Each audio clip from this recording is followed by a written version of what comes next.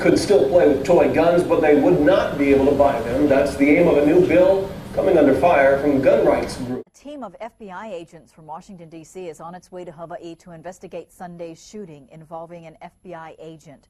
Honolulu police say that shooting happened just after 1 o'clock in the afternoon on the 3300 block of Tantalus Drive. Officials say 2 witnesses flagged down an off-duty FBI agent after seeing a man walking on the street with a handgun. Police say the FBI agent identified himself to the suspect before he drew his weapon and instructed the suspect to put his weapon down. Police say the suspect aggressively walked towards the FBI agent while pointing a gun at him. Police say the agent fired his gun, hitting the suspect. The FBI spokesman says the agent is not under investigation. The man who was shot has been identified as 27-year-old Martin Bogle. Bogle's mother says her son is not a violent person, but he suffers from depression and anxiety. Guns, usually used for games, led to a big scare at a school in Graham. Pierce County deputies swarmed the grounds around Graham Elementary this afternoon after getting calls of several armed teenagers. Lawmakers aren't just talking about replica toy guns like this one, which are very realistic, but under the proposal, kids wouldn't be able to buy any toy gun, including water guns. Now, the bill states that stores would not be able to sell any guns to any kid under the age of 18 years old. Well, so you guys who do play Renegade, be careful where you go, because they're watching. Okay? Every shop has been visited by the prosecutor's office within the last week and a half. And they're not asking about where the guy got the gun. They're asking about speed. They're asking about how did you use it. They're asking all the questions that lead up to a ban. Some of you guys think that they cannot ban airsoft. They can. They tried to do it with baseball in the 80s. I fought in the 80s and I won. Okay, this time around, we've got a bigger contingent, and thank God we have people like Airsoft Hawaii and guys from Impact, and Power Edge, and E-Power to help fight. But you cannot just let us do the fighting for you. You guys got to join in, and if you can't take a high position on it, do the low crawl. Police your friend, okay? Because it's going to come down. No matter what they say in the forums, oh, it's election year, they're not going to ban it. How many of you guys vote? How many of you guys are legal to vote? In the airsoft community.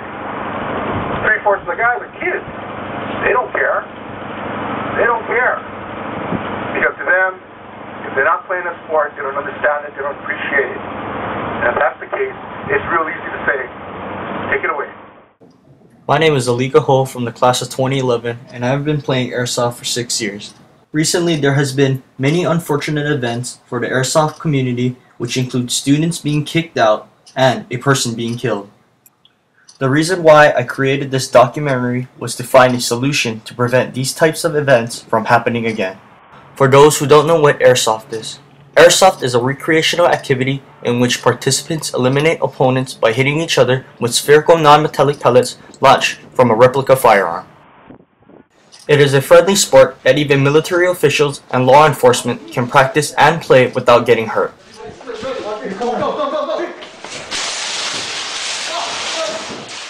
Well, almost. I decided to begin my journey at Power Edge, a local airsoft retailer store, and asked the owner for his opinion. Please tell me a little bit about yourself and what got you into airsoft. Okay, about myself, my name is Peter Du, and then I own Power Edge, and I started airsoft back in 1998, and that's when I first started selling martial arts stuff. But back in '99, a year later, and then I started selling airsoft. And a lot of people are concerned about how airsoft guns look too much alike to a real firearm. Is there any way to tell an airsoft gun away from a real firearm? The difference from the real one and the airsoft one, they have a blade orange tip on the airsoft gun, which just look like this here. That indicate that's the airsoft gun. And let people know that's a toy gun.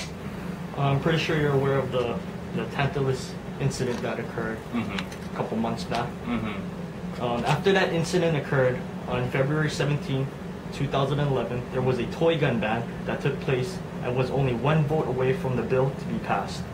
Do you believe the states that have these laws are overreacting? Well, all this incident that happened is not about the gun. It's all individual that they do something that we cannot control over their mentalists. You know, they have sickness, themselves. So we cannot control over that.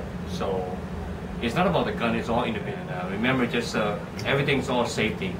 So everything happened out there we cannot control, but it's all individual. So please treat them like a real gun. Everything put in cases that's against the law. If you expose to the public, that's going to be fined, that's going to be confiscated, you get arrested for 30 days, so on and so on. So we don't want that to happen.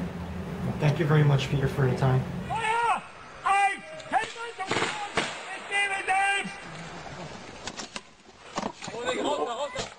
Following Power Edge, I went to a new airsoft arena called Kapolei Airsoft, who knows a lot about having fun. Final! 3, 2, 1! Please tell me a little bit about yourself and what got you into airsoft. Okay, a little bit about myself. My name is Lionel Wright. I'm the co-owner of Kapolei Airsoft, and the reason why I got into airsoft is for me, I've been a businessman for years. Even when I was in intermediate, I used to do teen promotions in nightclubs and stuff. And since then, I've always had a feeling, for doing different types of businesses. And really, with Kapolei Airsoft, it was my partner's idea, Paulo Salas, that really came up with it. And I came down, I looked at it a couple of times, and then I like what I saw. I like the fact that the industry is young, it's growing, it's trendy, and it's something that people can really get into. What are the basic rules here at Kapolei Airsoft? Well, the basic rules here are the same with the industry as far as basic rules concerned as far as airsoft. So for us, it's not about really the basic rules, but for us, like, we concentrate more on the rules of humanity and really treating each other with respect. For us, one of the issues that we had early on were close kills. So if I'm within like maybe a 3 to 5 foot range, do I shoot you, or if I can reach out and just tag you, it would be a better thing. And so with us, it's all about respect. So as far as the rules here of Kapolei Airsoft, it's pretty uniformed across the board. We all in the industry, everybody uses the same rules, but for us, like, I think we try to go above and beyond by really pushing the respect and the humanity thing. So that's how we run it here. Do you believe that the rules here at Kapolei Airsoft is safe? Yes, I do. Okay. On February 17, 2011, there was a toy gun ban that took place and was only one vote away from the bill to be passed. Do you believe the states that have these laws are overreacting? As far as that goes, I don't think that the states are overreacting. I think they're just reacting. As far as anytime where there's something happening, or something bad that's happening, the state's responsibility is to react to the situation. So as far as the states that have banned it, I'm not saying it's a good or a bad thing. I think for Hawaii, but a little bit different here. With Hawaii being a relatively small state because of the fact that we're a bunch of islands, it's interesting that it got just one vote away. And the reason why I say interesting is because the airsoft community didn't even have a chance to react. And we're law-abiding, tax-paying citizens like everybody else, and we have different ideas or different hobbies that we're into. So for the state to pass a law to stop us from doing what we enjoy without hearing both sides of the argument, I think that would have been terrible. So I'm happy that it didn't pass because of one vote. And I'd like to find out who that vote was, because we need to congratulate and thank that person. Do you think the sport of airsoft should be solely responsible for the incident that occurred in Tantalus and multiple incidents and crimes related with airsoft? Actually, it's really a one-word answer for the question, but I would really like to elaborate. And really no. As far as crimes like that happens, it's not all about a sport or a type of music, or people try to blame other things, but really, what we need to look at and really understand is that it's about the person in question. One, two is it's about the upbringing. Because with Airsoft, we have very strict rules here. If you go onto our website, you'll see that we actually have a paragraph there that talks about the handling of Airsoft guns and how you need to handle it when you're transporting your weapons to Kapolei Airsoft. And for us, we're very strict about that. Because a gun is a gun. Whether it's a toy or a real gun, if an officer of the law should see it, they're going to react as if it was a real gun, because for them, they don't know if it is or if it's not. But instead of finding out that it was real after they got shot, they're going to treat it as if it is a real gun and continue to stay alive and go home to their families. And so for me, I understand the situation and how that person reacted as far as shooting that kid in Panless. Do I think that was the correct action? Yes, I think it was for his part. If when you're involved or if you're a part of law enforcement, there's no such thing as a second chance. So I think he did the right thing. However, I think the kid needed to be educated. I think that he wasn't knowledgeable enough to understand and realize that he cannot be doing that. That's why Kapolei Airsoft exists and other airsoft fields exist here in Hawaii, so that you do have a place to go and do what you enjoy. So if you want to shoot airsoft guns, then you come to Kapolei Airsoft, or you come to other fields, and that's where you do it.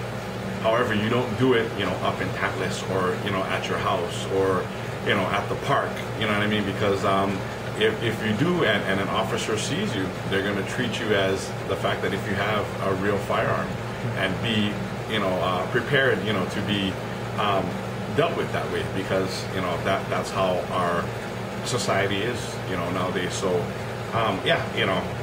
it's unfortunate that happened to that child, but if more people mistreat or misuse airsoft guns. That's going to end our session, so thank you very much. Thank you very much.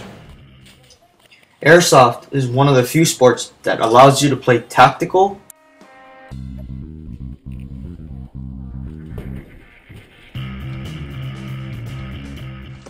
or just for fun.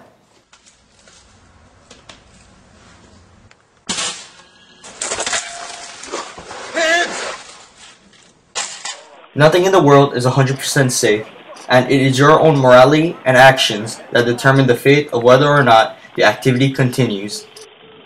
Please help by doing your part in keeping Airsoft, Airsoft. This is Alika Hull, class of 2011, and thank you for watching this documentary.